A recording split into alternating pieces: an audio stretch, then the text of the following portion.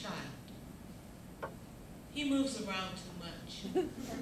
He's like a poplar in the wind. Spectator 3. For a savage, he plays quite nicely.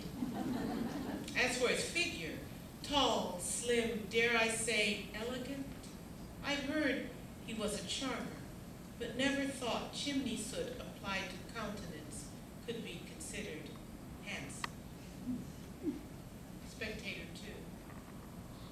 What a furious storm he rides, and Beethoven listing side to side in accord with the gale, bobbing that Rumpelstiltskin head, as if to say, well done, my boy. That's it, a father to his prodigal son, come home at last. British ambassador. To call this a sonata is obscene. A presto is presto, and adagio, well, slow is meant to stay slow. This Beethoven is as loopy as they say. Imagine insulting the prince when he simply requested a song, smashing figurines, dashing off in the middle of dinner. Spectator 1. I thought that inferno back and forth would never cease. A concert's meant for reverie, to drift away on nature's curative susurrations.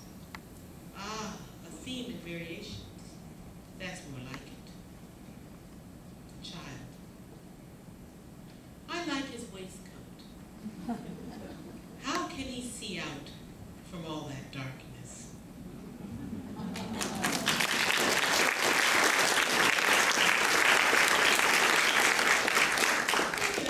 And I'll end on this poem, because after all of this delving into a world which seemed foreign at first, and then after I got in it, realized it was just human beings going about their business. I went back to London with my long-suffering husband and daughter in tow to walk the streets that Bridge Tower had walked, but also to find his final place, his place where he had died. He died at 80 years old. And yeah, a life, a very long life. And in the south of London, in subsidized housing, alone. As a witness on his death certificate was an X. It was his neighbor, his illiterate neighbor. There's a reference in here to Janissary. Janissaries were actually a Janissary band at that time were like the rappers of today. They were African, who some of them were former slaves, some freedmen, but they would march the streets in wild, elaborate uniforms and play music. They're more like a drumline. The end with MapQuest. Will I cry for you, Palgrave? Will I drag out your end, though it is long past, though I drove slowly past the place of your dying days and recorded what I knew I'd find there? Families in townhouses, a sensible Vauxhall parked askew in the carport behind the green grate.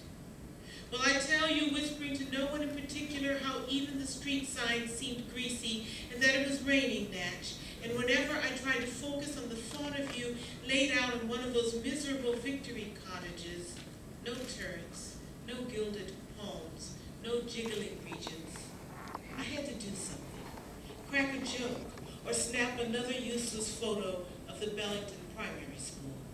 But when we turned left to round the block for the 5th time, it was the perfectly dismal sight of a fast food joint on the corner, Sam's Kebabs, which cheered me. Would you understand? The red and yellow neon script shouting like a Janissary band, so tacky it was buoyant, colorful because there was no good reason to be afraid of shouting with the whole world determined not to hear you, though they tried to shut you up all the time. Do I care enough, George Augustus Bridge Tower, to miss you? I don't even know if I really like you. I don't know if your playing was truly gorgeous or if it was just you, the sheer miracle of all that darkness swaying close enough to touch, palm tree and sambo and glistening tiger running circles into golden oil. Ah, Mr. B, little great man, tell me